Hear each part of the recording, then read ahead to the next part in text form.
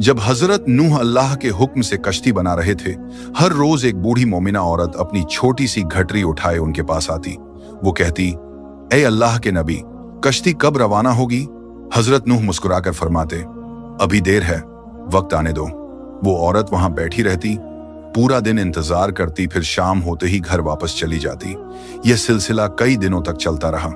एक दिन हजरत नूह ने उस बूढ़ी औरत से फरमाया, ए बूढ़ी अम्मा, जब जाने का वक्त आएगा तो तुझे बता दिया जाएगा। वो सर झुकाकर चल दी, मगर दिल में यकीन था कि जब कश्ती चलेगी नबी जरूर बुलाएंगे। वक्त गुजरता गया, फिर अल्लाह का अजाब आ गया। जमीन पर तूफान बरपा हो गया, पानी हर तरफ फैल गया और हजरत नूह की कश्ती रवाना हो गई।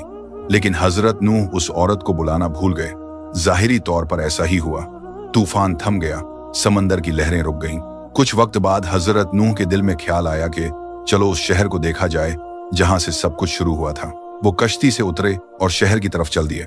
जब शहर पहुंचे तो देखा हर तरफ वीरानी और तबाही है, मगर एक कोने में एक झोपड़ी से रोशनी आ रही थी। एक दिया जल रहा था। हजरत नूह हैरान हुए, इतना बड़ा तूफान आया, सब कुछ डूब गया, लेकिन यह दिया कैसे जल रहा है? उन्होंने जोर से अल्लाहू अकबर कहा। झोपड़ी का पर्दा उठा।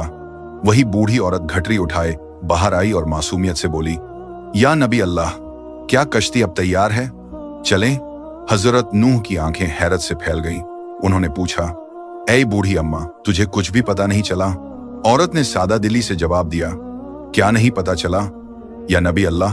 हजरत नूह बोले, इतना बड़ा तूफान आया, दुनिया डूब गई, बारिशें बरसीं, लोगों पर अजाब आया और तुझे कुछ खबर नहीं? वो औरत मुस्कुराकर बोली, या नबी अल्लाह, एक दिन बादल थोड़े गरजे थे और हल्की सी फुहार पड़ी थी, बस। हजरत नूह ने आसमान की तरफ देखकर फरमाया, ए मेरे रब, यह क्या मौजिजा है? तब अल्लाह ताला ने उन पर वही नाजिल फरमाई, ए मेरे प्यारे नबी, इस औरत के दिल में तुम्हारी मोहब्बत थी और तुमने इससे वादा किया था कि जब कश्ती रवाना होगी तुम इसे ले चलोगे। तुम अपना वादा भूल गए, लेकिन मैं रब्बुल आलमीन तुम्हारे वादे का भी जिम्मेदार हूं। मैंने अपने अजाब को इस तक पहुंचने ही नहीं दिया। इसे एहसास तक नहीं हुआ कि कैसा अजाब आया और कब चला गया।